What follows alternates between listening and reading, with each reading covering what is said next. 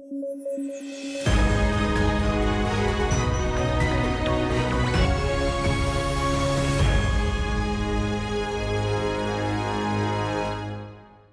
News at 9 programme में आपका स्वागत है। मैं हूं अमृत उपाध्याय। आइए जल्दी से देखें आज की हेडलाइंस। नाइजर, माली और बुर्किना फासो ने इकोवॉस को छोड़ने की घोषणा। इकोवॉस है पश्चिमी अफ्रीकी राज्यों का आर्थिक समुदाय। इकोवॉस ने देशों से लोकतांत्रिक ढांचे में वापस आने की कही बात। जारी हुआ उच्च शिक्षण संस्थानों को लेकर सर्वे। शिक्षा मंत्रालय द्वारा 2010-11 से वार्षिक तौर पर आयोजित होता है सर्वे में शामिल होते हैं देश में उच्च शिक्षा प्रदान करने वाले सभी संस्थान। और जॉर्डन में अमेरिकी चौकी पर हुआ ड्रोन हमला। पहली बार मिडिल ईस्ट संघर्ष में मारे गए 3 अमेरिकी सैन्यकर्मी। इस्लामिक रेजिस्टेंस ऑफ इराक ने ली हमलों की जिम्मेदारी।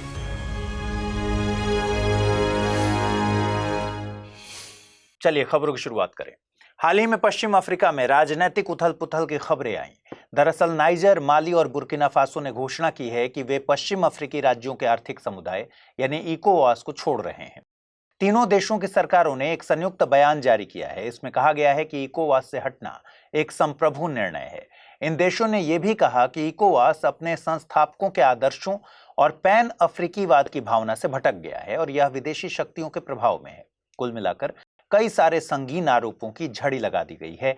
वहीं इकोवॉस ने इन देशों से लोकतांत्रिक ढांचे में वापस आने की बात कही है। इकोवॉस ने यह भी कहा है कि उसे अभी तक इन देशों से संगठन से हटने के बारे में औपचारिक रूप से कोई अधिसूचना नहीं मिली है। इसके साथ ही यह भी एक कॉन्सेप्ट है कि इकोवॉस संधि के अनुसार पीछे हटने के इच्छुक सदस्य राज्यों को 1 वर्ष पहले लिखित सूचना देनी होगी और उस वर्ष के दौरान इसके प्रावधानों का पालन करना जारी रखना होगा। तो चलिए समझते हैं क्या है इकोवॉस और ये 3 देश इस संगठन को क्यों छोड़ रहे हैं। देखिए, पिछले साल जुलाई में नाइजर में तख्तापलट की घटना देखी गई। तख्तापलट हुआ और लोकतांत्रिक रूप से निर्वाचित राष्ट्रपति को अपदस्थ कर दिया गया। इस घटना को विश्व स्तर पर लोकतंत्र के लिए एक अप्रत्याशित खतरे के तौर पर देखा गया था।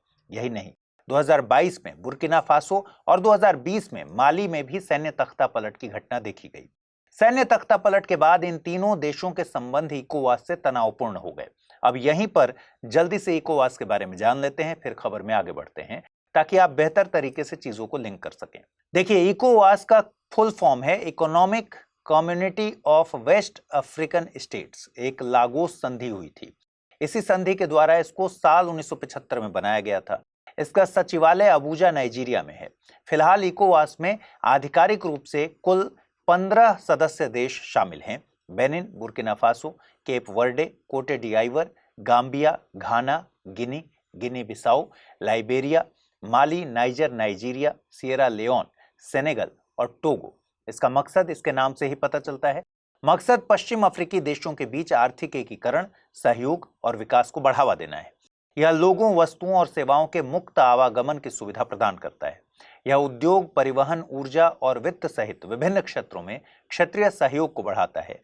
साथ ही यह लोकतांत्रिक सिद्धांतों, कानून के शासन और सुशासन को क्षेत्र का आधार बनाना चाहता है और यह क्षेत्रीय सुरक्षा और राजनीतिक चुनौतियों का समाधान भी करता है। यानी यह मुख्य रूप से एक आर्थिक गठबंधन है, वो भी उन अफ्रीकी देशों का जो पूरे अफ्रीका में आर्थिक रूप से बेहतर माने जाते हैं। अब खुद सोचिए कि अगर आर्थिक विकास करना है, वो भी लंबे समय का, तो सबसे इंपॉर्टेंट क्या है? हम विकास की बात 2 साल या 3 साल की नहीं कर रहे, हम बात कर रहे हैं 10, 20, 30 साल की लंबी अवधि के आर्थिक विकास की। तो ऐसे आर्थिक विकास के लिए सबसे इंपॉर्टेंट है क्षेत्र में राजनीतिक स्थिरता होना और शांति बहाल होना, ताकि एक मजबूत और टिकाऊ आर्थिक पॉलिसी बनाई जा सके, ताकि दुनिया भर से निवेश आकर्षित किया जा सके। और ऐसा नहीं है कि यह सिद्धांत सिर्फ अफ्रीका में लागू है। भारत में भी अपने राजनीतिक स्थिरता और आर्थिक विकास के बीच में सीधा संबंध देखा है। जब से भारत में एक टिकाऊ राजनीतिक शासन स्थापित हुआ, तब से विकास की दर बढ़ी। अब आइए एक और एग्जाम्पल से इसको समझते हैं। क्या आपको याद है टाटा नैनो की फैक्ट्री के साथ पश्चिम बंगाल में क्या हुआ था? जहां सुरक्षा मिलेगी, वहीं निवेश का एक अच्छा वातावरण बनेगा। अब वापस आइए अफ्रीका के सिचुएशन पे। अब आप खुद दिमाग लगाइए कि क्यों इकोवास तख्तापलट का विरोधी रहा है। यह क्षत्रिय समूह इन तीनों देशों से लोकतंत्र बहाल करने की अपील कर रहा है। इतना ही नहीं, नाइजर में तख्तापलट के विरोध में इसी समूह ने नाइजर पर एयर स्ट्राइक की चेतावनी भी दी थी। आपको यह भी जानना चाहिए कि पश्चिम अफ्रीकी देशों में यूरोपीय देशों खासतौर पर फ्रांस का अच्छा खासा इन्फ्लुएंस है। अब ये इन्फ्लुएंस राजनीतिक भी है और आर्थिक भी है। यहाँ की कई सरकारी कंपनी में फ्रांस का अच्छा खासा शेयर भी है। तख्ता पलट के बाद तीनों देशों ने खुद को पूर्व औपनिवेशिक शक्ति फ्रांस से दूर कर लिया है और रूस के साथ संबंध मजबूत किए हैं। इसके साथ ही पिछले सितंबर में इन देशों ने the alliance of Sahel states नामक एक पारस्परिक रक्षा समझौता भी किया। कमेंट करके बताइए कि नाइजर, माली और बुर्किना फासो के इस कदम को आप किस तरह से देखते हैं। हाल ही में शिक्षा मंत्रालय द्वारा उच्च शिक्षण संस्थानों को लेकर एक सर्वेक्षण जारी किया गया है। शिक्षा मंत्रालय 2010-11 से वार्षिक वेब आधारित अखिल भारतीय उच्च शिक्षा सर्वेक्षण यानी AISHE आयोजित करता है। इस सर्वेक्षण में देश में उच्च शिक्षा प्रदान करने वाले सभी संस्थानों को शामिल किया गया है। इस सर्वे में शिक्षक, छात्र नामांकन, कार्यक्रम, परीक्षा परिणाम, शिक्षा वित्त, बुनियादी ढांचे जैसे कई मापदंडों पर डेटा कलेक्ट किया जाता है। साथ ही शैक्षिक विकास के संकेतक जैसे संस्थान घनत्व, सकल नामांकन अनुपात, छात्र शिक्षक का अनुपात, लिंग समानता सूचकांक, प्रति छात्र व्यय की गणना भी AISHE के माध्यम से एकत्र किए गए आंकड़ों से की जाती है। चलिए बात करते हैं इस सर्वे के रिजल्ट्स के बारे में। क्या रिजल्ट रहा? AISHE के अनुसार 2014-15 के बाद से 341 विश्वविद्यालय और विश्वविद्यालय स्तर के संस्थान स्थापित किए गए। सर्वेक्षण से पता चला है कि पंजीकृत विश्वविद्यालयों या विश्वविद्यालय स्तर के संस्थानों की कुल संख्या 1168 है, जबकि कॉलेज और स्टैंड अलोन संस्थान क्रमशः 45,473 और 12,002 हैं। इसके साथ ही 2021-22 में उच्च शिक्षा में छात्रों का नामांकन लगभग 4.33 करोड़ तक पहुंच गया है। 2014-15 में यही नामांकन 3.42 करोड़ था। प्रतिशत में देखा जाए तो लगभग 26.5% की वृद्धि है। सर्वेक्षण से यह भी पता चला है कि सकल नामांकन अनुपात GER जो 2014-15 में 23.7 था, अब बढ़कर 28.4 हो गया है 2021-22 में। महिला GER भी 2014-15 में 22.9 से बढ़कर 2021-22 में 28.5 हो गया है। इसका मतलब है कि विद्यार्थियों का उच्च शिक्षा की ओर रुझान पिछले 10 सालों में बढ़ा है। SC छात्र वर्ग के नामांकन की बात करें तो यह 2014-15 में 46.07 लाख था, अब 2021-22 में 66.23 लाख है, यानी 44% की वृद्धि हुई है। वहीं SC महिला छात्रों का नामांकन 2020-21 में 29.01 लाख था, 2014-15 में 21.02 लाख था और अब 2021-22 में 31.71 लाख हो गया। 2021-22 में ST और OBC छात्रों का नामांकन बढ़कर क्रमशः 27.1 लाख और 1.63 करोड़ हो गया है। इसी के साथ 2021-22 में स्नातक स्तर पर विषयों में कला में नामांकन सबसे अधिक है। इसके बाद विज्ञान, वाणिज्य और इंजीनियरिंग और प्रौद्योगिकी का स्थान है। वहीं 2021-22 में स्नातकोत्तर स्तर पर यानी पोस्ट ग्रेजुएट के लेवल पर अधिकतम छात्रों ने सामाजिक विज्ञान में एडमिशन कराया है। उसके बाद विज्ञान में PhD नामांकन 2014-15 में 1.17 लाख की तुलना में 2021-22 में 81.2% बढ़कर 2.12 लाख हो गया है। सर्वे में आगे बताया गया है कि 2021-22 में शिक्षकों की कुल संख्या 15.98 लाख है, जिनमें से लगभग 56.6% पुरुष हैं और 43.4% महिलाएं हैं। महिला शिक्षकों की संख्या में वृद्धि हुई है। सर्वेक्षण के मुताबिक 2021-22 में 6.94 लाख महिला शिक्षक थीं, जो 2014-15 से 22% की वृद्धि है।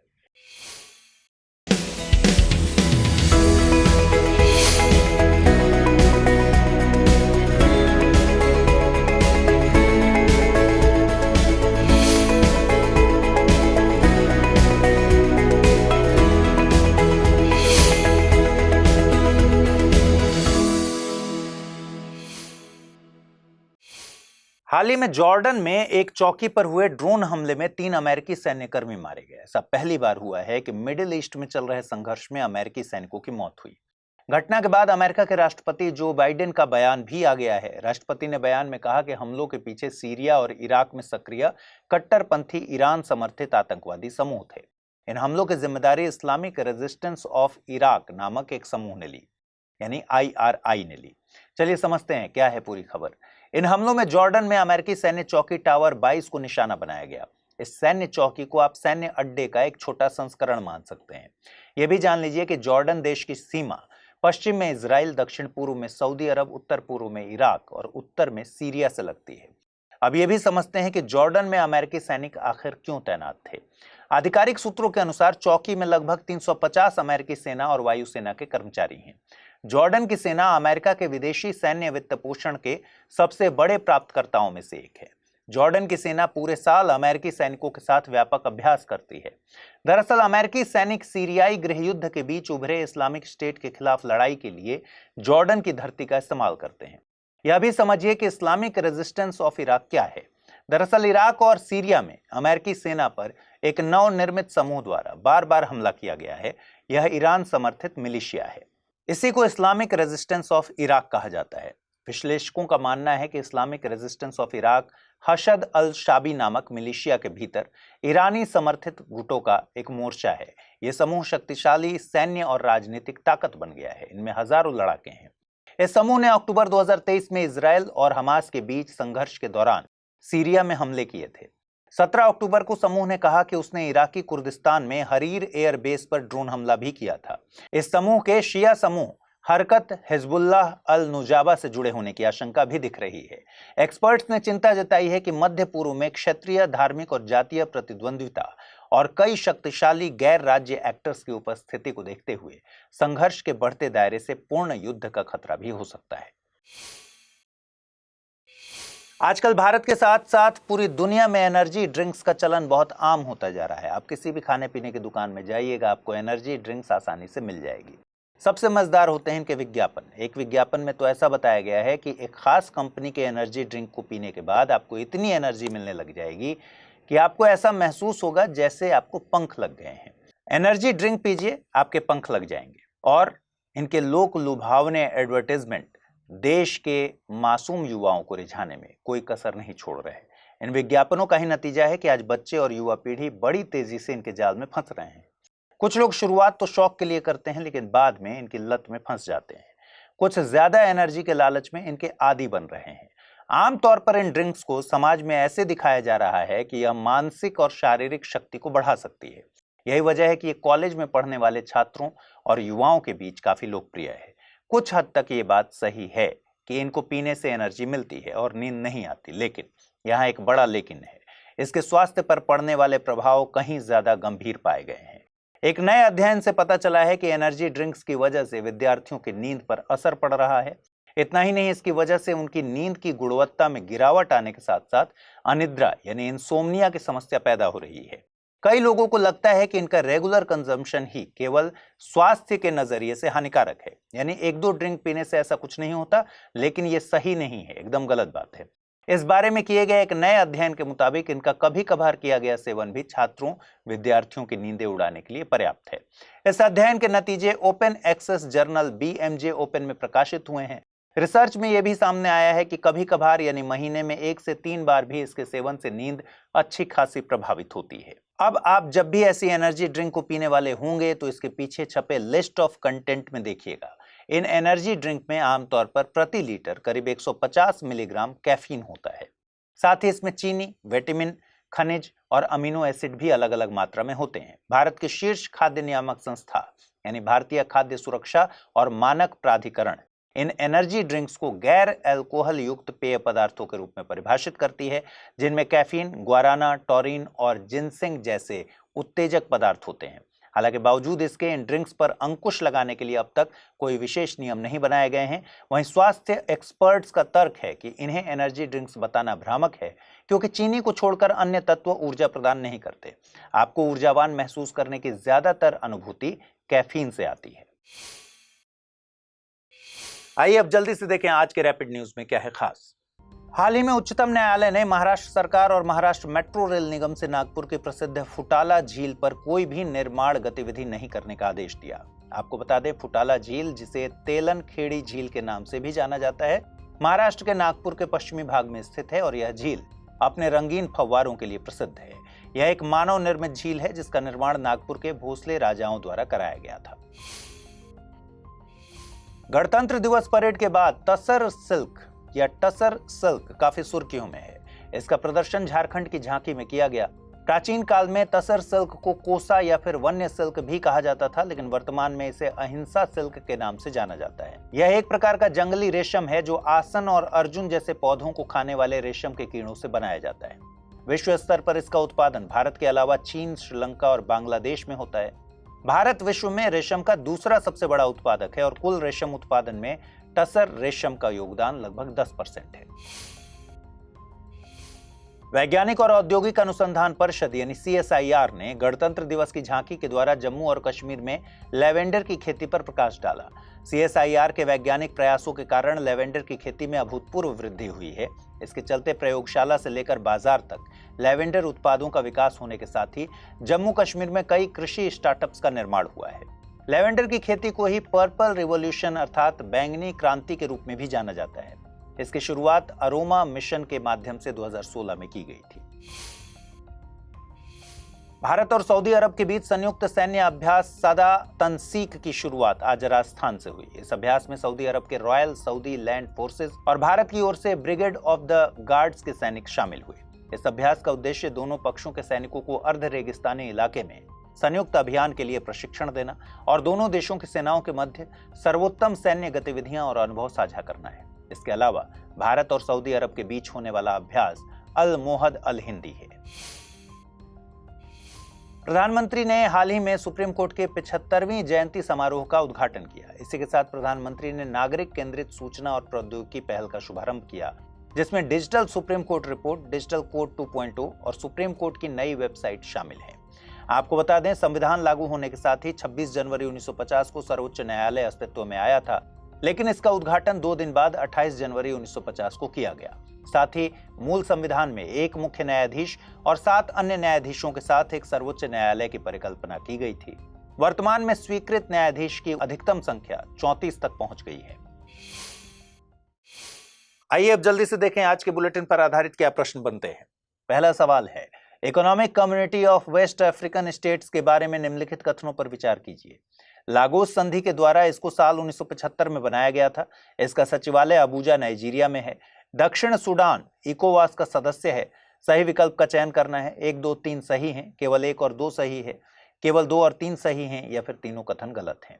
अगला प्रश्न है, अहिंसा सिल्क के नाम से जाना जाने वाला सिल्क है टसर सिल्क, एरी सिल्क, मूंगा सिल्क, या फिर इनमें से कोई नहीं।